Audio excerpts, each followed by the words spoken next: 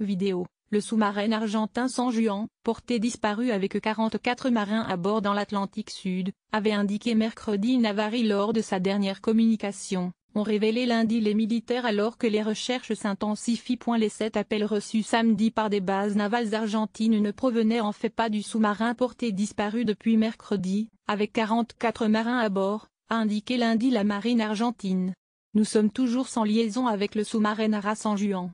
Aujourd'hui, cela fait 5 jours que nous avons perdu le contact, a déclaré le capitaine Enrique Balbi, porte-parole de la marine argentine, lors d'une conférence de presse à Buenos Aires. Reçue en fin de matinée et en début d'après-midi samedi, ces signaux avaient duré entre 4 et 36 secondes.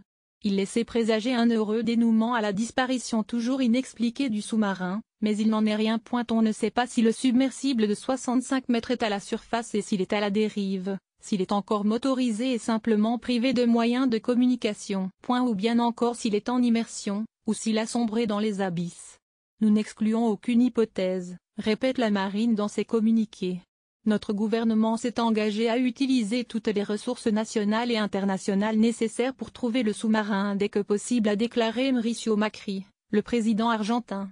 À partir de lundi soir, les conditions météorologiques devraient être plus favorables, selon la marine. Seule nouvelle certitude, le sous-marin avait signalé une avarie lors de sa dernière communication avec sa base, a révélé lundi le chef de la base navale de Mar del Plata, Gabriel Galazzi.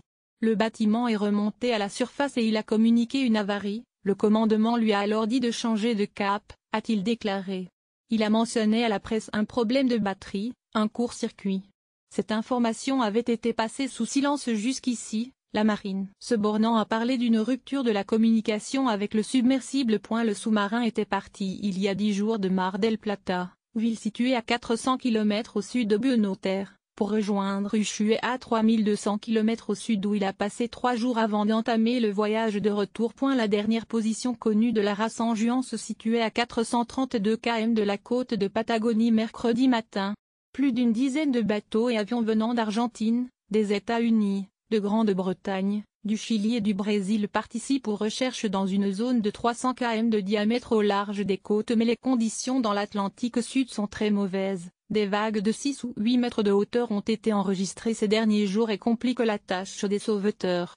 En plus de ces pays qui ont offert leur coopération dans les opérations de recherche et de sauvetage, des entreprises privées et des spécialistes se sont ralliés à notre cause, a souligné le ministre de la Défense argentine Oscar Aguad. L'entourage et les familles des 44 marins argentins très inquiets. Les familles des 44 membres d'équipage vivent avec une grande angoisse cette disparition.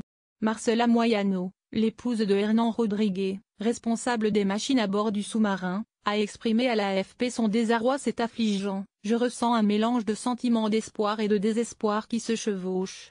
Je veux que mon mari soit près de moi. Je suis à bout. Alfredo, le père de Franco Espinosa, un autre membre de l'équipage, a affirmé qu'il avait appris la nouvelle à la radio. Nous n'avons aucune certitude. C'est très dur à vivre.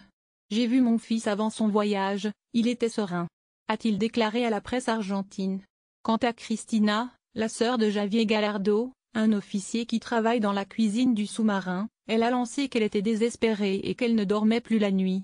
Les réseaux sociaux sont devenus le théâtre de longues chaînes de prières pour les 44 marins. Même le pape François a demandé à l'évêque militaire, Monseigneur Santiago Oliveira, d'accompagner les proches des membres de l'équipage par de ferventes prières.